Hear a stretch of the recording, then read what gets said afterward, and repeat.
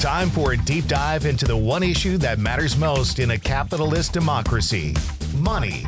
This is Maggie and the Millionaires Talking Money, a joint production of The Maggie Dawn Show and The Patriotic Millionaires. Now, let's start talking money. What is up, Wisconsin and beyond? It is 3 o'clock, and so it is time for Maggie and the Millionaires Talking Money. I'm so excited to be joined by my special guest for this installment. Her name's Amy Hanauer. She is the executive director of the Institute on Tax and Economic Policy, a nonpartisan tax policy organization that works to bring accurate research and data to tax policy conversations. Amy spent nearly 30 years creating economic policy that advances social justice and is also the executive director for Citizens for Tax Justice, the founder of Policy Matters Ohio, and the board chair for the American Prospect magazine. We're here today to talk about Trump's tax plan. He's promised to cut the corporate tax rate again. He's promised to extend the many tax cuts, especially to the ultra wealthy, that were part of his 2017 tax bill.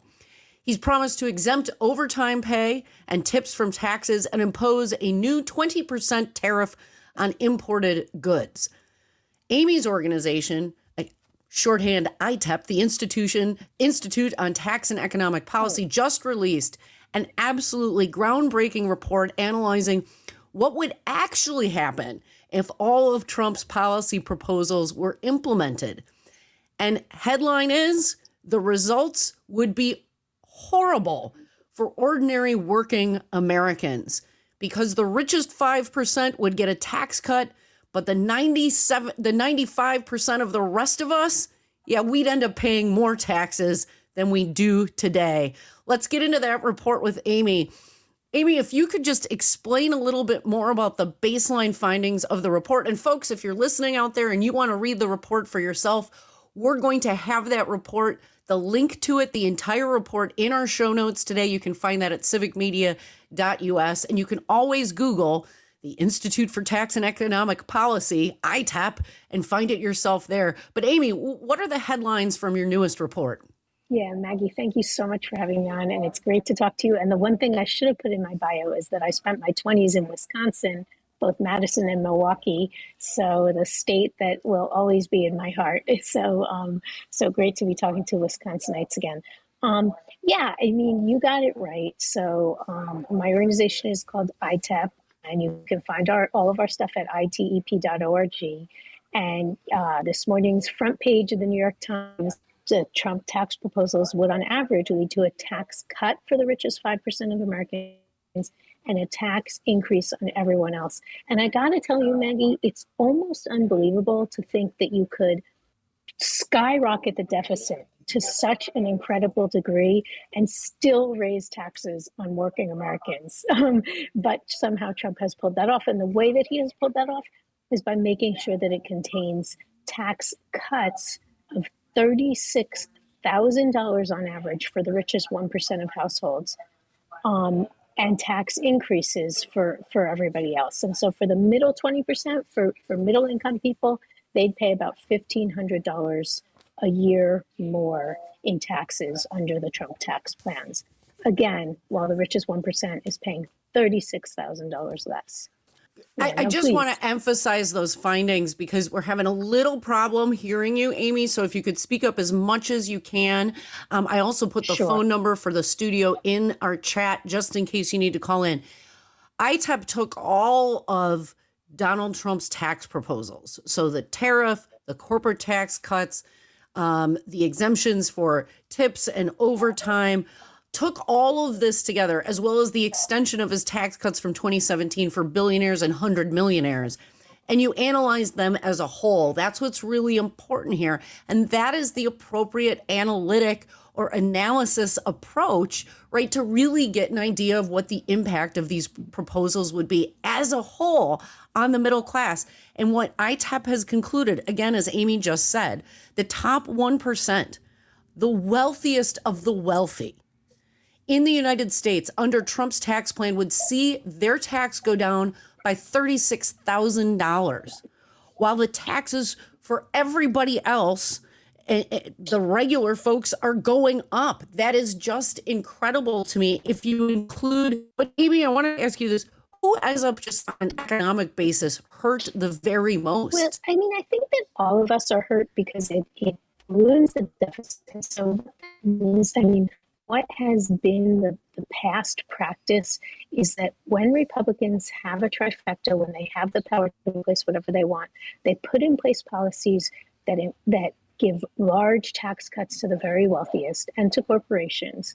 And then that balloons the deficit. And then these, what Paul Krugman calls very serious people in Washington, D.C., get concerned that the deficit is high or that the debts are high and demand spending cuts. And then those spending cuts are imposed on all of the things that enable middle-class families to make it, that the things that make college a little teeny bit more affordable for a middle-class kid, the things that enable you to have decent education spending, to have health care, to have Social Security. They demand cuts to all of those things. So I think we're all really harmed when we see a tax bill that is this skewed, that from the get-go gives to the rich and takes away from the poor, and on top of it reduces the revenue that the federal government is bringing in. So it's really flawed.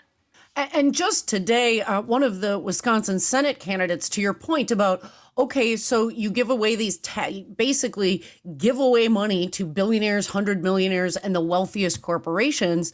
What that ends up doing, ballooning the deficit, which then provides this predicate for conservatives to start cutting all sorts of spending, which ends up hurting middle-class Americans. Just today at the Rotary Club's luncheon, our Senate candidate, Eric Hovde, got on the stage and basically confirmed that plan, that he wants to cut Social Security, veterans benefits, and Medicare.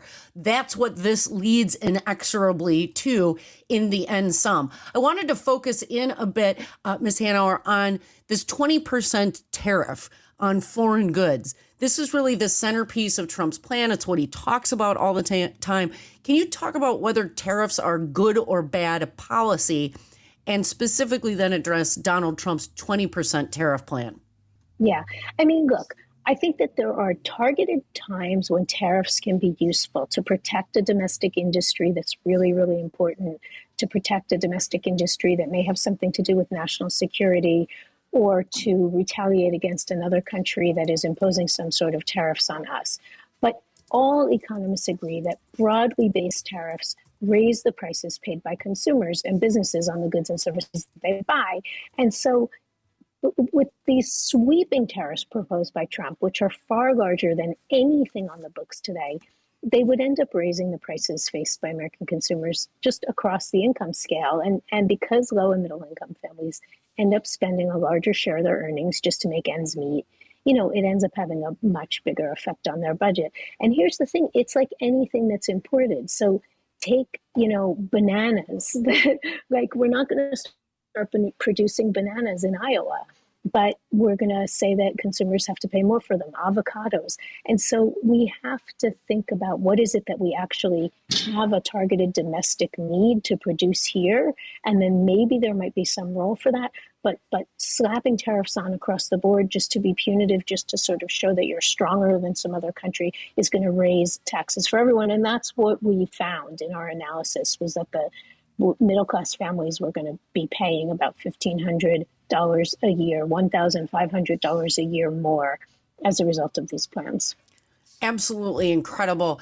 Folks, if you're interested in why is Trump so obsessed with tariffs, what is the history of these sorts of tax policy proposals?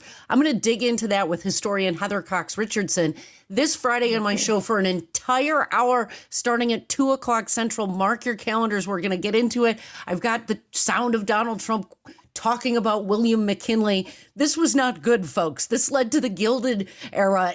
Not good at all.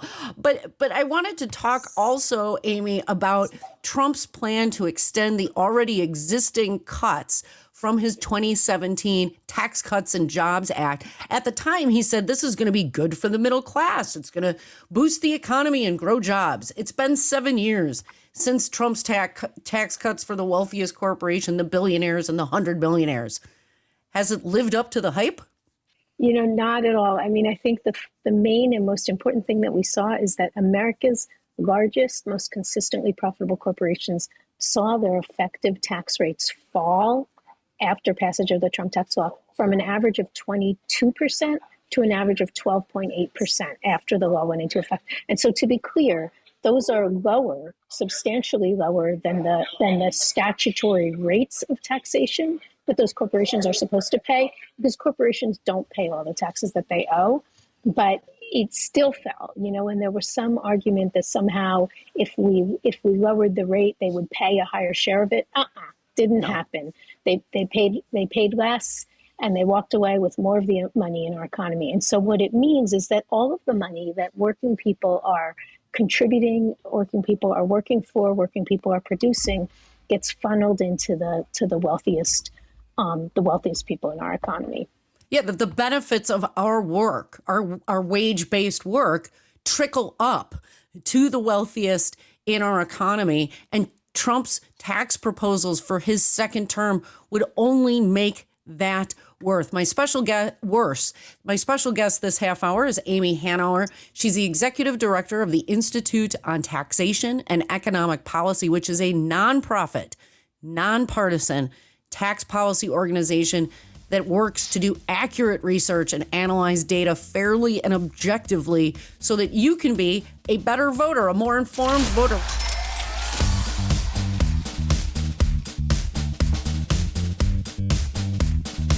My special guest this half hour is Amy Hanauer, the executive director of the Institute on Taxation and Economic Policy.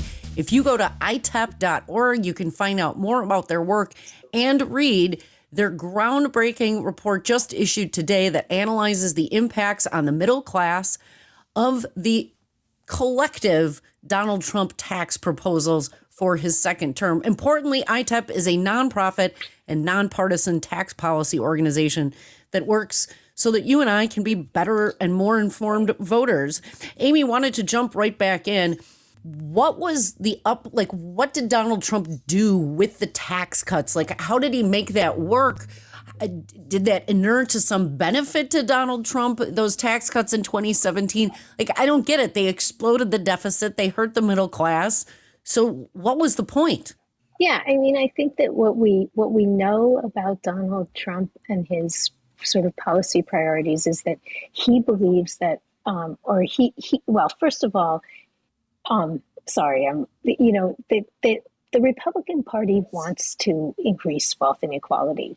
There is not a priority in sort of increasing the income of the middle class and certainly of the low income families in this country. I think there's a real priority of keeping Americans divided from each other by race and by gender.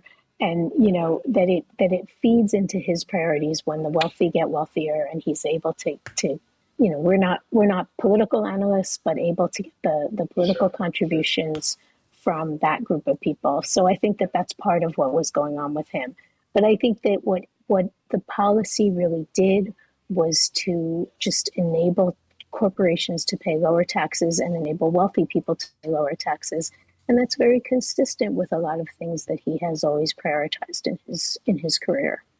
I want to ask you, one of the things that I hear frequently from people is, look, those tax cuts are really good for small businesses. It's not about these massive corporations. It's about all of these small businesses. Did small businesses benefit most from Trump's tax cuts?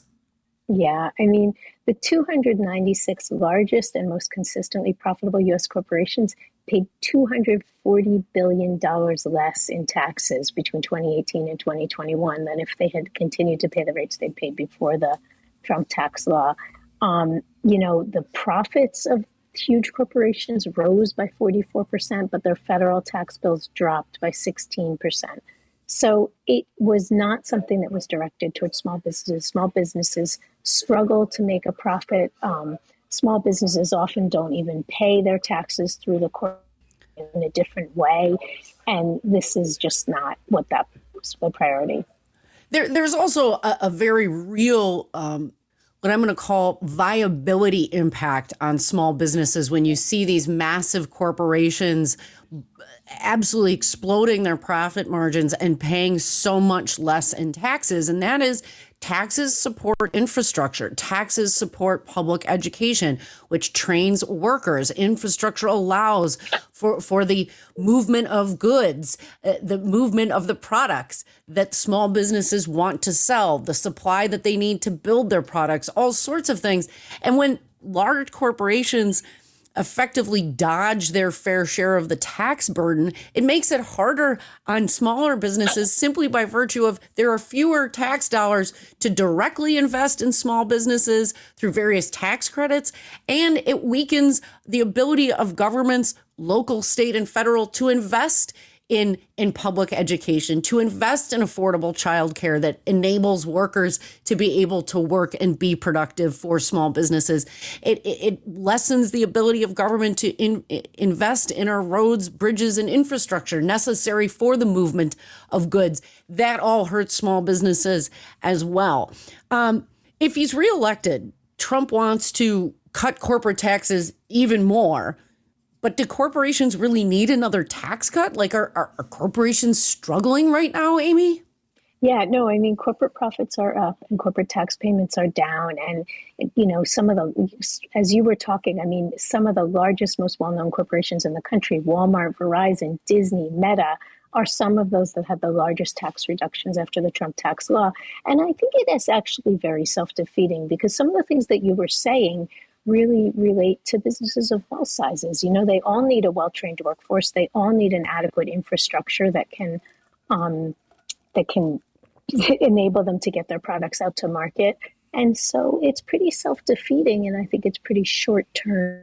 I think a better investment for most small businesses is to make sure that working people are able to get by on what they're paid, and to make sure that we have affordable childcare in this country, that college is affordable in this country. So I look at some of the things that, like what we did during the pandemic, where we increased the child tax credit. We cut child poverty nearly in half while putting a lot of money into the pockets of middle-income families, basically any family that had a kid. That made it easier for people to get by. And so at a time, when unemployment was the highest it's been in many, many decades, we didn't really take a big economic hit, because we helped people out and helped them get through that time. So I think that there's a lot like that we could do. Yeah, from a tax cut perspective, Amy, the tax cuts that would help small businesses the most are tax cuts that would benefit middle class and working people the most. That's not what Donald Trump is proposing. And the reason that tax cuts for middle and working people, that those should be prioritized and we should be taxing wealthy people more, is that middle class people, working people, actually consume the products that small businesses sell, and they need the money to do so. And so tax cuts that benefit middle class and working people will be the tax cuts that unlock the power of small businesses and supercharge that, not tax cuts for the wealthiest and the largest, most consistently profitable corporations. Last question, Amy. Donald Trump plans to exempt from income tax tips and overtime. Will this have some unintended effects? Very briefly, you got about 20 seconds. Well, there are really good ways to protect workers who work overtime, and President Trump weakened the existing system designed to deliver overtime pay. He was recently recorded saying that he hated to pay overtime to his own workers. Look, we want people to be paid overtime, but we do that through, it should be employers that pay that, not the taxpayers. Thanks so much. That's Amy Hanauer, the Executive Director of the Institute on Taxation and Economic Policy. Go to itep.org to find their report and more. It'll also be in our show notes at civicmedia.us. Thanks for listening to Maggie and the Millionaires Talking Money, a joint production of Civic Media and the Patriotic Millionaires. For more information, go to patrioticmillionaires.org and be sure to tell your friends.